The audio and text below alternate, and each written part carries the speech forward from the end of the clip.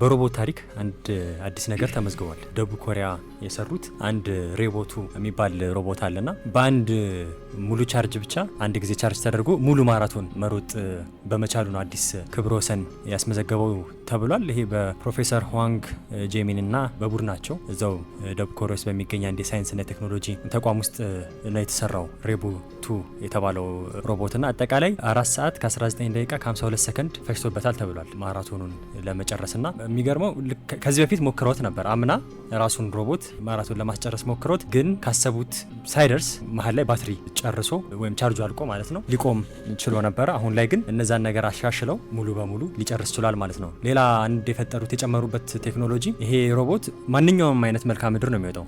ዳገት፣ ቁልቁለት፣ ተራራ ወይ ኮረብታ ማንኛውም ቦታ ነው የሄደውና ልክ ቁልቁለት ቦታ ላይ ሲሄድ ራሱን ሪቻርጅ እንዲያደርግ የሚያስችል ቴክኖሎጂ ፈጥረውለታል። ስለዚህ ያን ያህል ብዙ አይዳከምም ማለት ነው። ወይም ጉልበት የሚያወጣው ኃይል የሚጠቀመው ዳገት ቦታ ላይ ወይም ደግሞ ኖርማል አይነት መሬት ላይ ሲሄድ ብቻ ነው። ከዛ ውጪ ራሱን ሪቻርጅ እያደረገ በአንድ ጊዜ እነሱ ቻርጅ ባደረጉት ብቻ ሙሉ ማራቶኑን ሊጨርስ ችሏል ማለት ነው። ይሄ በጣም አዲስ የሚባል ግኝት ሆኖላቸዋል ማለት ነውና ይሄ የሮቦቲንግ ኢንዱስትሪው በጣም እያደገ እንደሆነ አንዱ ማሳያ ነው ብለውታል።